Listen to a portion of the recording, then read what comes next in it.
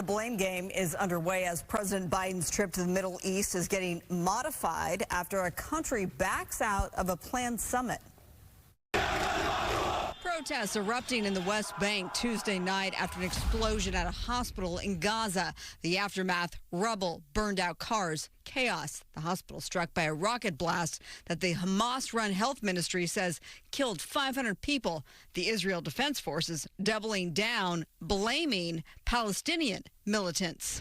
This is the responsibility of Islamic Jihad that killed innocents in the hospital in Gaza.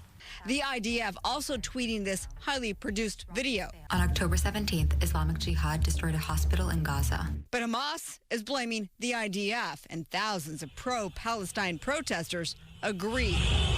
This clip, widely circulating on social media, reportedly shows hundreds of Lebanese headed to the U.S. Embassy in Beirut in protest of the American backing of Israel and Israel's alleged crimes. President Biden on X announcing he's directing his national security team to investigate the hospital blast. The president traveling Tuesday to Israel for a meeting with Prime Minister Netanyahu Wednesday. But an upcoming scheduled meeting of Mideast leaders, Biden included, in Jordan was canceled. Jordan's foreign minister saying he would host the meeting only when they agree to, quote, stop the war, respect the humanity of the Palestinians, and deliver the aid they deserve. You would expect that all parties in a conflict would follow the rules of law for wartime to avoid hospitals. Board-certified Los Angeles-based ER Dr. Michael Daño, with us at 6 o'clock, says Doctors Without Borders, a group he used to work for, was tending to patients during Tuesday's explosion. Well, one of the surgeons said at the Gaza hospital they were literally in the OR, they were operating, and the ceiling came down during the OR. And these patients are under general anesthesia.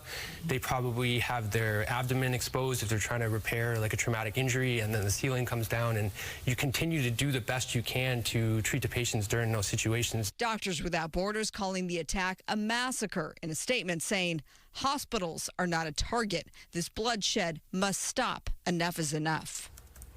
President Biden is now scheduled to just make the one stop in Israel instead of carrying on to Jordan. The White House saying today at least 31 Americans are among the dead from the terrorist attacks last week. That is up from 29 yesterday. And let's not forget about the hostage situation either, Alex, in terms of, we learned yesterday that's worse than we thought, with Hamas saying they have as many as 250 hostages. Yeah, and that's got to be an embarrassing, sort of strange moment for Jordan to say this to the United States. Basically saying we need to get that aid to the Palestinians, and unless you provide that aid, we don't have a meeting. Yeah, it'll be interesting to see what happens next on that. Marla Tejas, thank you so much. Christine, to you.